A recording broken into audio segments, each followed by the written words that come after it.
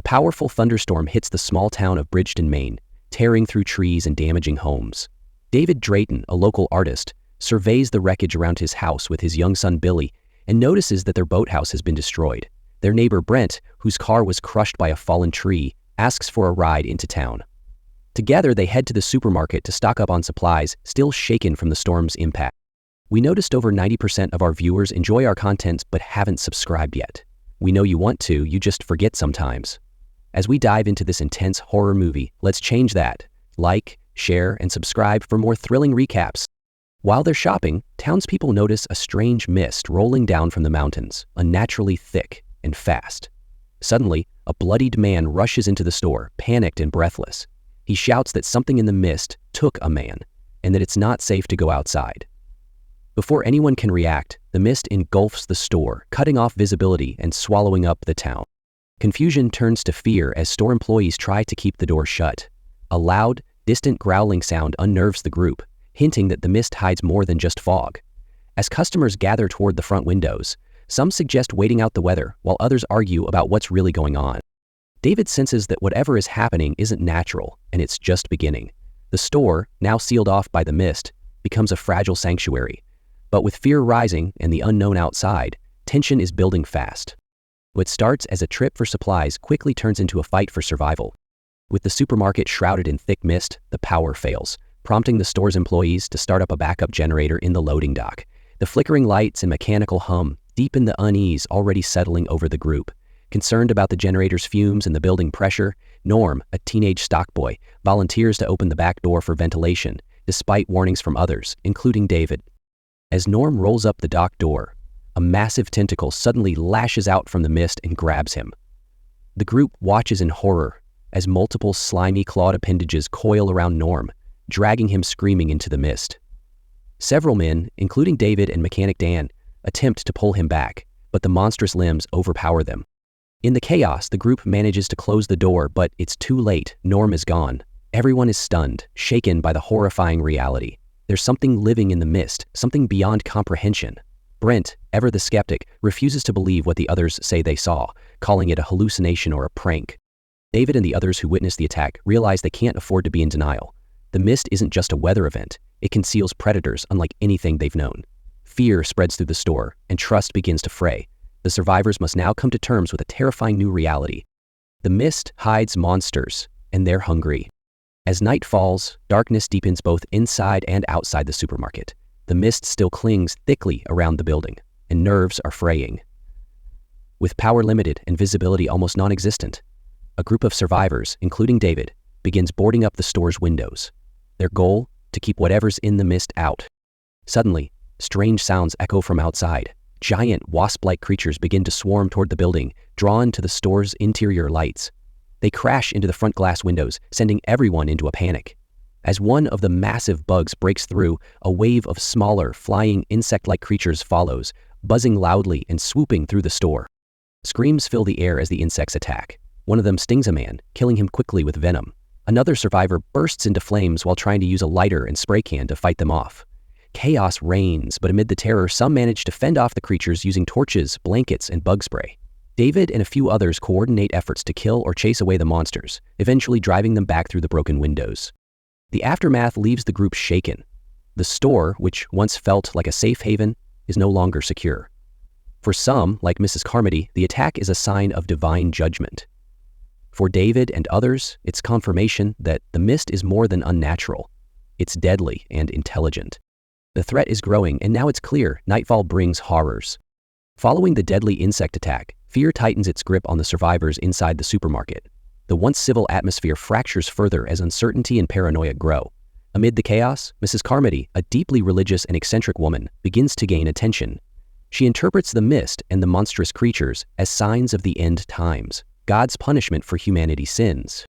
At first, many dismiss her fiery sermons as unhinged rambling, but as the bodies pile up and hope fades, her words start to resonate. With each new tragedy, her following inside the store grows. She preaches Old Testament wrath, claiming that only blood sacrifice can save them. Her predictions, coinciding eerily with the unfolding events, draw more converts to her side. David and a small group remain skeptical and uneasy about her influence. They understand that she's exploiting the fear for control. turning scared people into zealots. Meanwhile, Mrs. Carmody becomes increasingly bold, proclaiming that God is choosing who lives and who dies. Her followers begin to enforce her will, threatening the fragile unity among the survivors. The situation inside the store, once their shelter, starts to mirror the dangers outside. As Carmody's power rises, dissent becomes dangerous. David realizes they may soon have more to fear from the people inside than the monsters in the mist. The group faces a new challenge, not just surviving the creatures, but resisting a growing cult of fear and fanaticism. With medicine running low and one survivor suffering from a serious infection, David decides to lead a small group across the parking lot to the nearby pharmacy. Among the group are Amanda, Ollie, and a few others, all risking their lives to retrieve antibiotics and supplies. The mist outside remains thick and silent, masking unknown horrors within. As they step into the pharmacy, an eerie quiet settles over the space. The group begins collecting what they need, but they soon stumble upon a terrifying scene. Several bodies cocooned in webbing, victims of spider-like creatures. One man, previously identified as a soldier from the local military base, is found partially alive but pleading for death, his body riddled with sores from venom. Suddenly, the creatures emerge. Pale, leggy monsters crawl along the ceiling, spitting acidic webbing and launching deadly attacks. The group scrambles to escape, fighting off the creatures with makeshift weapons and fire. One member is killed during the chaos, but the others manage to flee back to the supermarket, shaken and barely alive. Upon returning, they relay what they saw, more proof that the mist hides deadly, otherworldly creatures. Their story adds weight to a growing theory. Something unnatural was unleashed by the military, possibly tied to a secretive experiment. The survivors now face a grim realization. The world outside is hostile beyond imagination, and the monsters they've seen may only be the beginning. Inside the store, questions mount and suspicions deepen. After the deadly pharmacy expedition, the group returns to the store, physically and emotionally shaken. The bodies wrapped in webbing, the grotesque creatures, none of it seems random. Suspicion begins to mount around the young soldiers who had been quietly staying among the survivors. When two of them mysteriously disappear and are later found to have committed suicide, the tension explodes. Dan and others confront the last remaining soldier, Private Jessup, demanding answers. Under pressure and surrounded by a hostile crowd, Jessup breaks down. He reveals that the mist and the creatures within are likely the result of a military experiment called Project Arrowhead. Conducted at a nearby base, the experiment aimed to open a doorway to another dimension. Jessup confesses that something went wrong. The doorway opened, but something came through. The horrifying implication: the mist is a byproduct of this failed experiment, and the monsters invading their world are from another realm entirely. The crowd erupts in anger. Jessup, now seen as the symbol of this catastrophe, is seized by Mrs. Carmody's growing followers. Blaming him for the apocalypse, they declare him a necessary sacrifice. In a disturbing turn, they stab Jessup and throw his body outside, offering him to the creatures. As the mist swallows him, monstrous shrieks follow, and the group watches in horror. Inside the store, Carmody's control tightens, and David realizes that time is running out for a rational escape. Following the brutal sacrifice of Private Jessup, Mrs. Carmody's grip on the store is now absolute. Her cult-like following sees her as a prophet, and her calls for blood become louder. She preaches that more sacrifices are needed to appease God and end the mist. Her next target, David's 8-year-old son, Billy. David, Amanda, Ollie, and a few others realize that staying any longer could cost them their lives.